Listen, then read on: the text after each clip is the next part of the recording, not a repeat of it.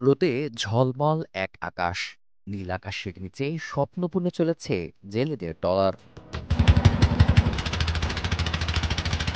খুলনার কাঁচিবাছা নদীর ঢেউয়ে জাল ফেলেই ভাগ্যের সন্ধান করেন জেলেরা। নদীর বুক জুড়ে ছড়িয়ে আছেন অসংখ্য জেলে। জোয়ারের অপেক্ষায় ছুড়ে দিচ্ছেন জাল, আশায় বুক বাঁধছেন ইলিশের ঝাঁকের।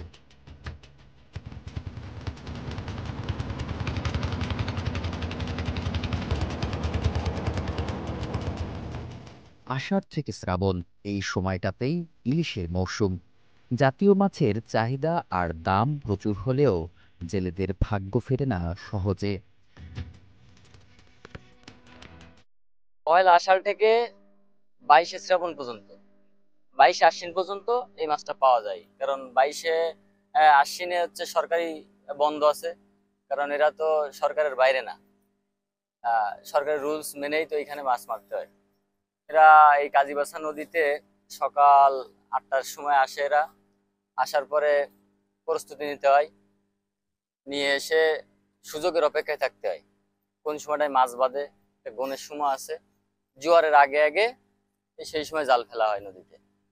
এই তারপরে 20 থেকে 25 মিনিট 30 মিনিট মানে সময়, যে সময় সময় পাওয়া যায়।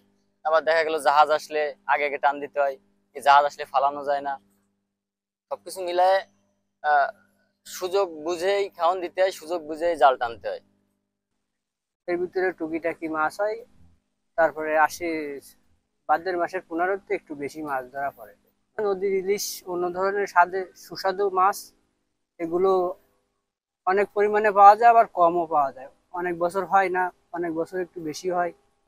এই সাও মাছ বর্তমানে চলতে চাইলো 800 টাকা করে, আর বড় মাছ 2200 2000। এসে সকালবেলা এসে নদীতে জোয়ার লাগার আগে একটা খেয়াও দিই, খেয়াও যদি মাছ বাঁধে ফিরে জোয়ারে আবার ভর্তি করে খেয়াও ফেলায়।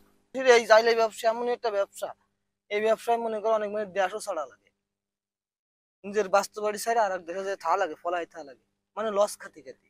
এ কেউ কোটিপতি কেউ ভিখারি, ব্যাপারীরাই বেশিরভাগ লাভবান হয়, কেননা যেন ওকে কোনো, ওকে টাকার কোনো মাইন নেই। কিন্তু জেলেদের মনে করো যে একটা সাপা আড়াই গেল, এই জালটা আড়াই গেল, আমার তো এই জালটা পাবো না, না ফেলে ফিরে ফিরে ওনারা আমার ব্যাপারীর কাছে টাকা নিয়ে আসছে, কিন্তু ব্যাপারীর টাকা আমার দিয়ে আসা লাগবে। খুলনার কাজীবাছা নদীর স্রোতেই ভেসে চলে জেলেদের জীবন। জাল ফেলেই তারা খোঁজেন ভাগ্যের ইলিশ, আর এই নদী হয়ে ওঠে তাদের রুটি রুজির ভরসা। ঢেউ, স্রোত আর অনিশ্চয়তার মাঝে গড়ে ওঠে তাদের জীবনের লড়াই। তবু নদীর বুকেই বেঁচে থাকার স্বপ্ন খুঁজে ফেরেন তারা প্রজন্মের পর প্রজন্ম। বিল্লাল হোসেন সজল, চ্যানেল 24, খুলনা।